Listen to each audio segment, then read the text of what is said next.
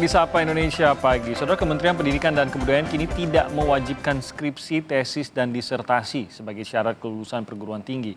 Tugas akhir bisa disesuaikan program studi dan bisa berbasis proyek. Tugas akhir juga bisa dikerjakan secara individu maupun berkelompok, dan perguruan tinggi nantinya juga bisa merumuskan penilaian kompetensi, sikap, dan keterampilan secara terintegrasi. Aturan ini menjadi salah satu transformasi di bidang pendidikan perguruan tinggi. Harapannya agar bisa menyiapkan sumber daya manusia yang lebih unggul dan jadi tulang punggung inovasi. Perguruan tinggi kini juga diberi keleluasan untuk satuan kredit semester hingga sistem akreditasi perguruan tinggi. Tugas akhir bisa berbentuk macam-macam, bisa berbentuk prototipe, bisa berbentuk proyek, bisa berbentuk lainnya. Ya, tidak hanya skripsi, tesis atau disertasi. Bukan berarti tidak bisa tesis disertasi, tapi keputusan ini ada di masing-masing perguruan tinggi. Ya. Dan jika program ini, tapi misalnya program studi ini sudah menerapkan project based learning di dalam kurikulum mereka, prodi itu bisa opt out. Dia bisa memilih dan mengargu kepada berdebat dengan badan akreditasi untuk bilang, anak-anak saya sudah melalui berbagai macam tes kompetensi di dalam pendidikan dia selama 3-4 tahun. Saya merasa saya tidak membutuhkan tugas akhir untuk bisa membuktikannya karena saya sudah membuktikan selama tahun-tahun ini. Ini pun bisa dilakukan. Ya, selama ini untuk lulus perguruan tinggi minimal strata 1 ini wajib menyusun skripsi. Namun ada aturan baru dari Menteri Pendidikan dan Kebudayaan Nadiem Makarim yang menyebut skripsi tidak lagi menjadi wajib. Sudah tepatkah aturan ini? Atau gantinya? Atau apa gantinya yang lebih layak dan ataupun yang lebih tepat? Kami akan membahasnya bersama pengamat kebijakan pendidikan dari Universitas Pendidikan Indonesia UPI, Profesor Cecep Darmawan. Selamat pagi, Prof. Cecep. Selamat pagi, Bang Tomito. Ya, Bang dengan Tomito, di sini. selamat pagi, ini sehat selalu ya. Sehat selalu, Prof. Cecep. Prof, ini tentu saja kalau kita baca headline sederhananya gitu ya, Prof ya. Kemendikbud menghapus skripsi gitu, itu sederhananya sekali begitu. Tapi tentu kalau kita baca lagi bahwa kalau kita dalami ini bukan menghapus skripsi, tapi lebih kepada memberikan keleluasaan bagi setiap perguruan tinggi untuk menentukan begitu. Apakah sebagai mahasiswa nih, karena mungkin yang paling tertarik dengan informasi ini kebanyakan ya tentu saja mahasiswa maupun yang nanti akan menjadi mahasiswa. Apakah saya berarti kemanapun perguruan tinggi yang saya masuki, saya tidak perlu mengerjakan skripsi lagi? Atau bagaimana sebenarnya maksudnya ini, Prof? Ya, terima kasih, ini menarik ya, lagi kontroversial soalnya, Bang. Jadi Permendikbud 53 2023 itu sebetulnya sifatnya opsional. Ya, di pasal 18 tuh ya, pasal 18 itu sifatnya opsional. Ya bisa skripsi, ya bisa bentuk lain, ya tugas lain. Ya, misalnya prototipe, project di situ disebutkan dan tugas lain yang setara dengan itu. Jadi bukan berarti sama sekali, oh kalau gitu skripsi nggak perlu, tidak ya. Jadi tergantung satu kepada perguruan tingginya, kedua tergantung pada kebijakan prodinya, ya programnya mau apa. Namun sebenarnya memang ini ada plus minus ya, ada positif, ada yang menurut saya juga ada yang kurangnya ya. Maksudnya begini, dari sisi fleksibilitas saya sangat setuju. Dan saja itu kepada perguruan tingginya ya dan prodinya dari sisi fleksibilitas. Tetapi juga harus dilihat bahwa kontennya itu di perguruan tinggi itu kan ada 3 jenis pendidikan tuh ya, setidak-tidaknya. Misalnya pendidikan akademik ya, ya itu jenisnya ya, pendidikan vokasi dan pendidikan profesi. Mungkin untuk pendidikan vokasi ya jauh lebih tepat misalnya tadi ya prototipe, project dan lain-lain itu. Tapi di pendidikan akademik karena orang sudah basisnya akademik di situ gitu, mungkin lebih tepat skripsi ya. Tapi juga itu tergantung tadi kan di permen itu kepada prodi masing-masing.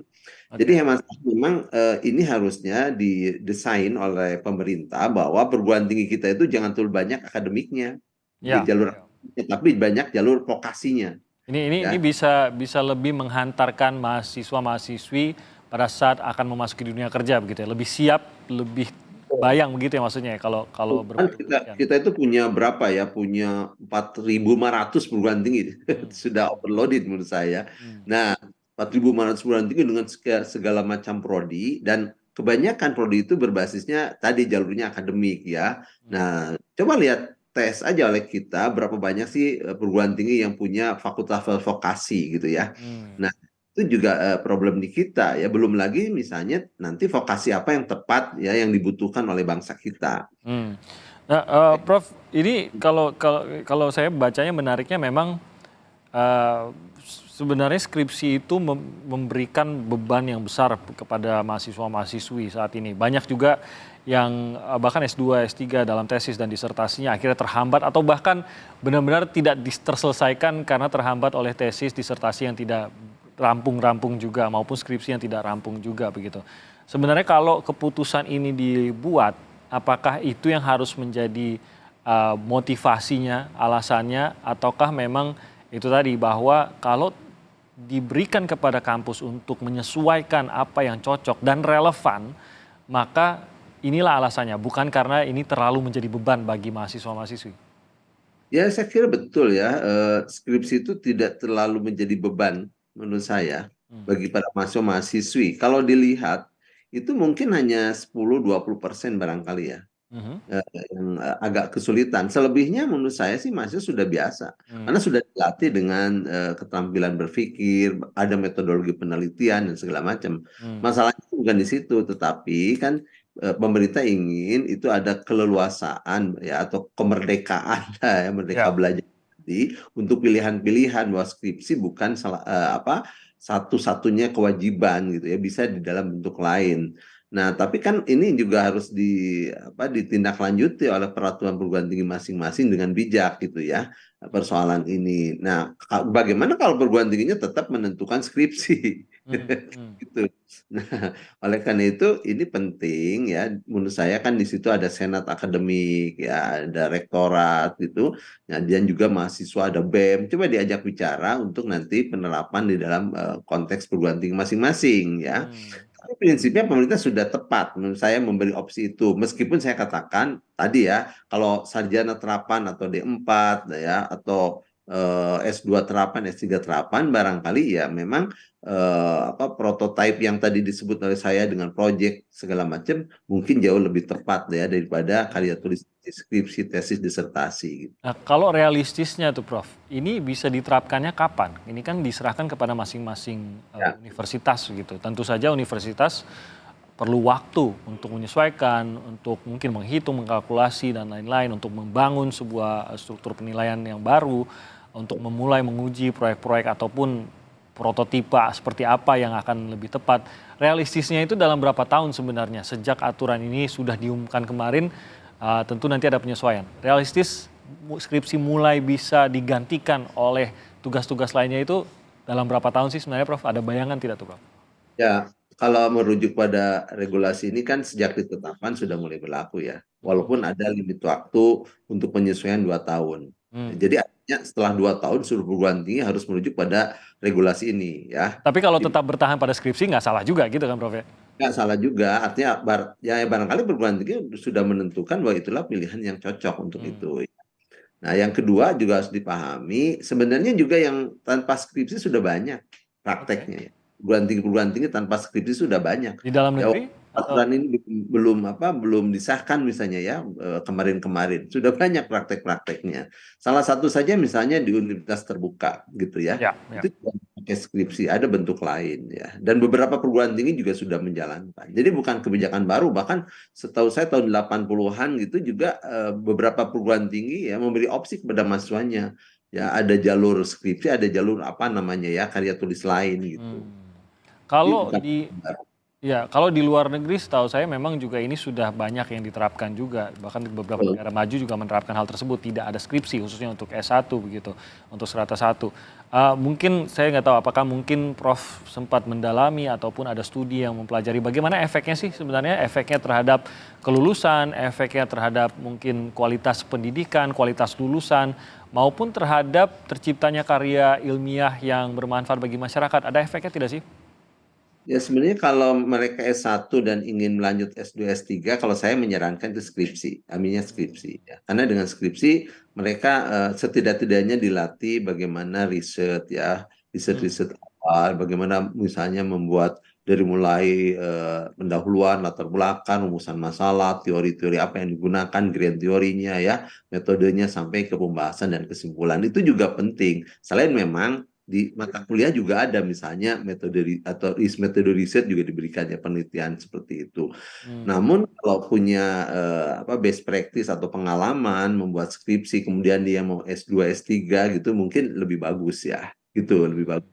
Ya, jadi untuk peneliti, untuk calon dosen mungkin ngambil jalur skripsi jauh lebih bagus ya. Kecuali misalnya mereka yang ingin jadi praktisi ya, pekerjaan-pekerjaan yang tidak terkait dengan riset gitu mungkin lebih cocok bentuk lain ya, misalnya tadi prototype atau project gitu.